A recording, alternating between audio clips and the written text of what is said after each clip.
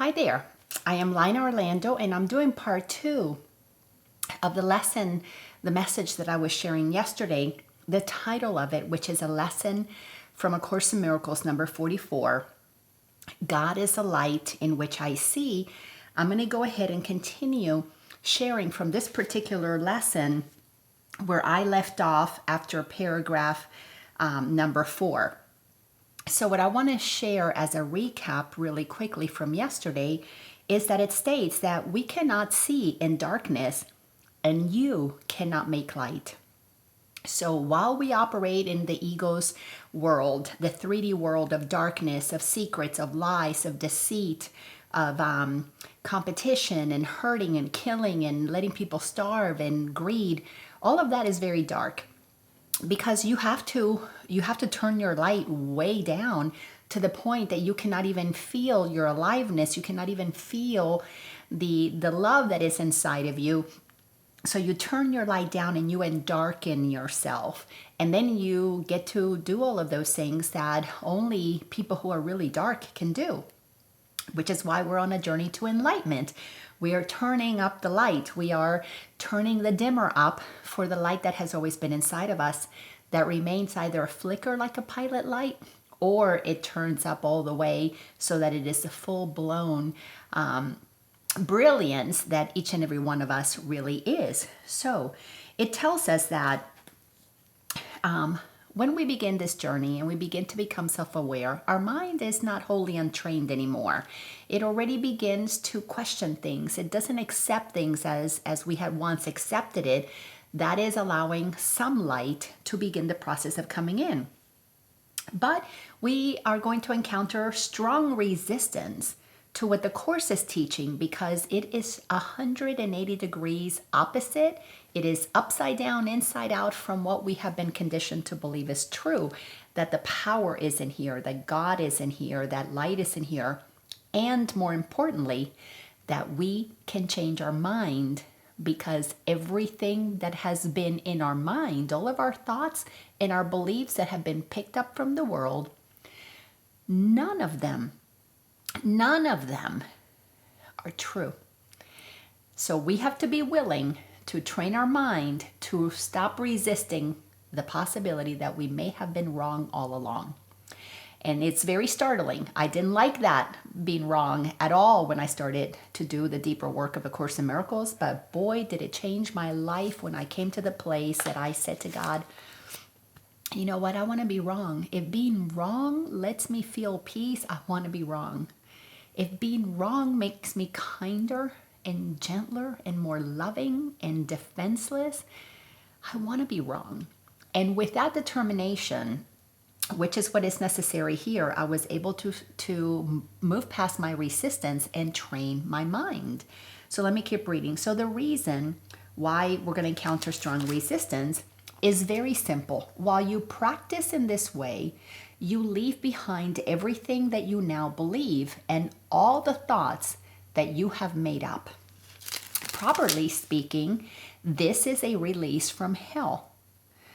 Yet perceived through the eyes of the ego, it is loss of identity and a descent into hell. Now, I know we read that yesterday, but I wanted that to be fresh in our mind as we continue. We have been conditioned to believe that to let go of being right is the worst thing that could possibly happen. So when we begin the process of being comfortable with being wrong about everything that we have learned as a human, because what is true, what is right, we feel it. We don't need to be taught it. We feel it in our heart. So if somebody's telling you things that come from their heart, that's not learning human stuff. That's just somebody acknowledging divine essence, holy essence. But what is mental and you have to agree with, that doesn't feel natural, that is what has created a hell that we've all been inside of. So there's a lot of resistance to leaving the familiar, because we don't want to see the hell that we've created for ourselves. So let me keep reading then. So if you can stand aside from the ego for ever so little, you will have no difficulty in recognizing that its opposition and its fears are meaningless.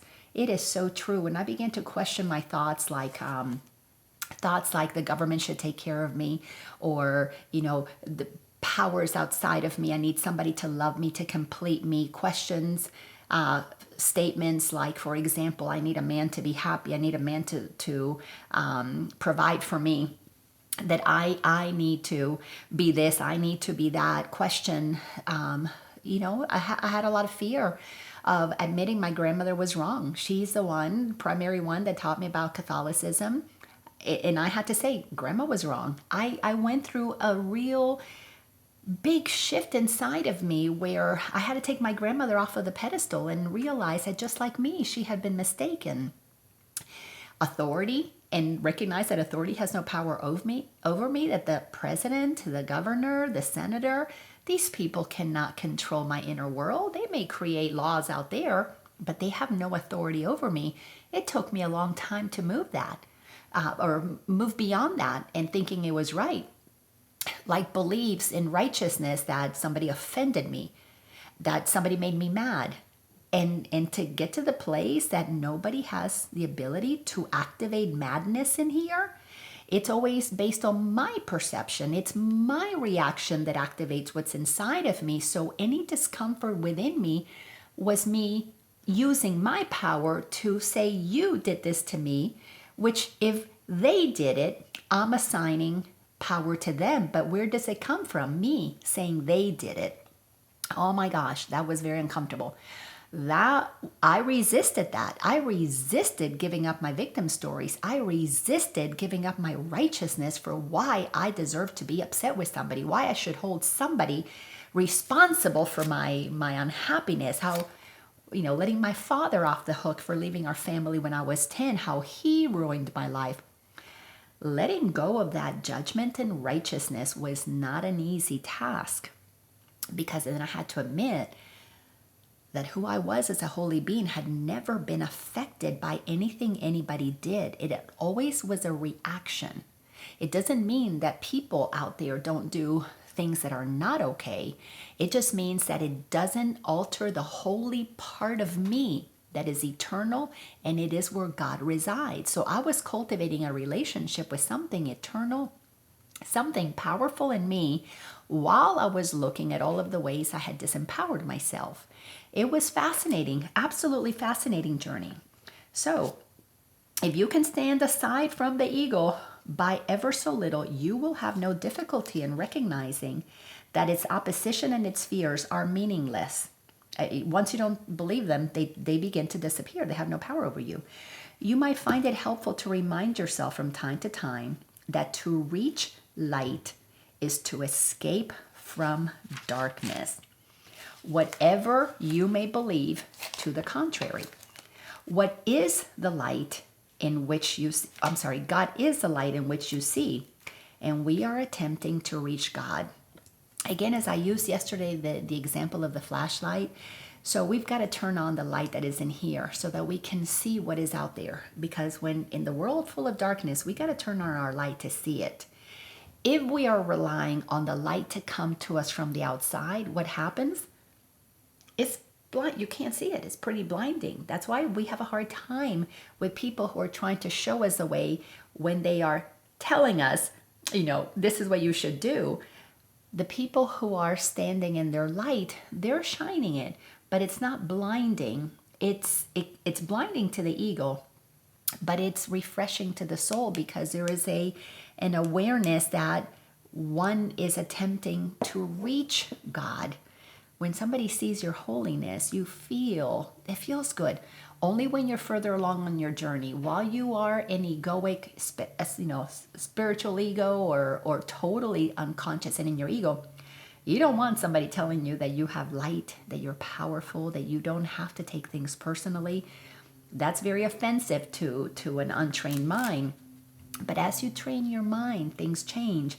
Then you do these exercises and you remind yourself of what this is attempting to show you, that God is a light in which we see. Then you sink into your mind and you let go of every kind of interference and intrusion by quietly sinking past them. Your mind cannot be stopped in this exercise unless you choose to stop it. It is merely taking its natural course. The mind has all of these beliefs, these judgments. This is why every spiritual practice teaches about meditation. Get quiet and you literally are swimming down past the voice of the roommate in the head, the voice of your grandmother, the voice of your husband, the voice of your sister, your brother, your child, whoever it is that chit-chatting in your head. You begin to move past that and you begin to come to a place where you begin to feel the peace inside of you that is so absolutely amazing, so amazing. But we have to choose to go to that place of peace, because if we don't choose it, we can't get to it. Nobody can take you there because it's in your own mind. So try to observe your passing thoughts without involvement and slip quietly past them. While no particular approach is advocated for this form of exercise, what is needful is a sense of the importance of what you are doing. It's an estimable value to you and an awareness that you are attempting something very holy. Salvation is your happiest accomplishment. It is also the only one that has any meaning, because it is the only one that has any real use to you at all.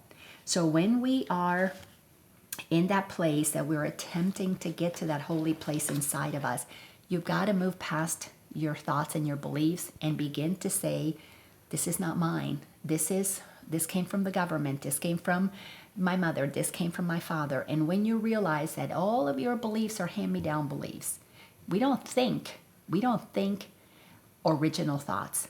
We feel original thoughts. A musician doesn't think a new song. They feel the song coming through them. A painter doesn't think what they're going to paint. Not a well-practiced one in training, I'm sure. A painter feels the painting already on the canvas. They feel a movement. And that's what we want to get to, past the thinking into the feeling, into the heart. So if you're doing these exercises, these 365 lessons correctly, you should experience some sense of relaxation and even a feeling that you are approaching, if not actually entering, into the light. You feel a memory that says, aha. All ahas are that you have activated illumination within you. You have reached a certain level of enlightenment, and we want to do that over and over and over and over and over again because when you get to the place that you are operating in the light, you are in that state of enlightenment, your thoughts have no power over you. You know you think them, but you're the thinker of them, and you're the chooser of what to believe and not to believe. It's very, very empowering when you begin to realize that thoughts are moving in your mind. Oh, that person is so-and-so. Oh, I'm this, and that. And you go, I don't believe any of that. When you don't believe your own BS, your belief system, you're free. You free yourself. You untether your soul from the movement of energy that can be very violent at times, but it's designed to endarken us. Choosing to acknowledge that God is the light in which you see, which means return to God by coming into that place inside of you of stillness, of quiet, of power. That's enlightenment. You're coming back into the light. So let me complete this. So try to think of light, formless and without limit, as you pass by the thoughts of this world.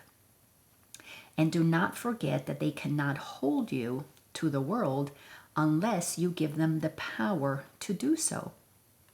And do not forget that above all, you want to be determined to do this today. Why?